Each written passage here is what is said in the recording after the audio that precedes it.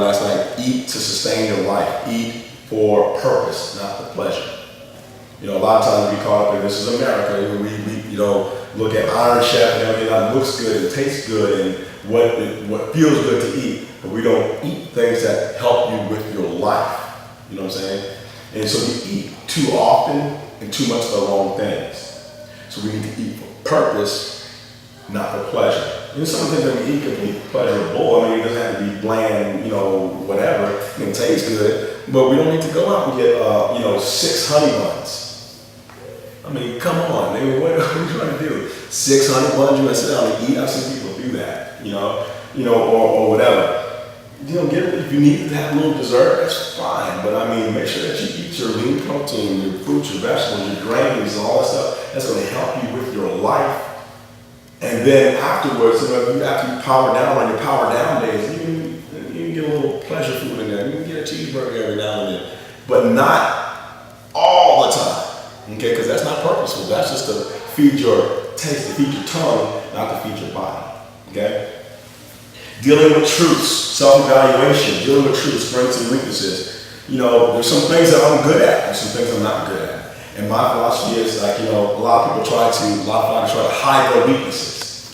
If I don't have a good right leg, I'm trying to hide it by throwing more on my left leg. When I train, I'm throwing more on my right leg. Strengthen my weakness. Whatever your profession is, if you're not really good, if you're, a computer programmer, you're not really good at, coding in this language, you're better at this language, well, what do you think you should do? Just not do it and just do more of the other way? No. You want to build your resume up, you might want to move up in the company, you need to strengthen your weaknesses. You know what I'm saying? So you get what people say, hey man, how do you show them how to do this? Or read up on it, do what you're supposed to do, okay? Strengthening your weaknesses, also making each day count. Every day that you train, every day that you're if you say you're fighting in 3 months, every day from now on you're training. This is how you have your high volume days, you have your low volume days, and you have your no volume days. And on those low volume days, act no volume. Chill out, don't do anything. Sit down. There's times when I've been fighting, and I'm training hard or whatever, and then there's a high volume day, low volume, high volume, low volume, then I have no volume. Nothing's done. I'm getting out of bed. That's me personally. And some people need to get up and go do something. I sat down. Literally sat down and did nothing and watched cartoons. Take my mind out of things. That's a no volume day. I'm not supposed to do anything. Your body needs to do that. Beginning with the end in mind.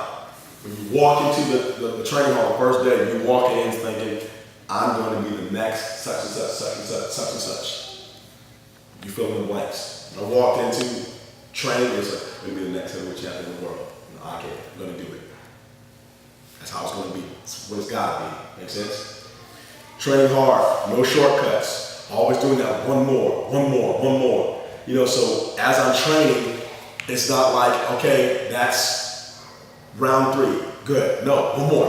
Give me one more round. Give me 10 more seconds. 10 more punches. Always going a little bit extra in your workouts just to get the high volume out of it. Okay? So I might have down, 5 rounds of whatever, 5 rounds of focus minutes, or whatever. And at the end of that 5th round, I might say, okay, another 30 seconds, because I'm feeling it, okay? Or just to get the rust off or whatever. Whatever you need to do, always doing that one more. However, you gotta be careful not to train too hard, overtraining.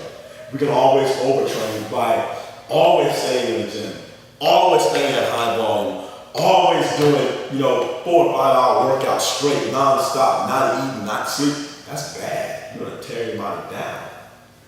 You have to be calculated. You have to have some high volume days, you have to have some low volume days. And then of course your no volume days. Those are few and far between. I mean, not just like, okay, the high volume day, tomorrow's going to be a no volume day for me. Today's a no volume day, it's been 3 days in a row, I haven't done anything yet. No. You got to stick to the agenda. The schedule is your no volume days. Okay? Cross-training the off-season.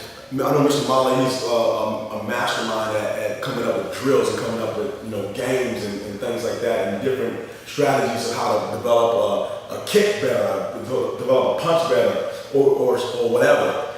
Do those, try those in your off season when you don't have a fight, you don't have anything scheduled, you don't have anything coming up, you're not testing or anything like that. Then say, you know what, and show me that crazy drill that you're doing with the ropes and the hook. hooks or whatever that is. And he can show it to you. If it works, then you might write that down and say, okay, I might incorporate that into my training. So next time when I'm training for a fight, I'm gonna do the rope hook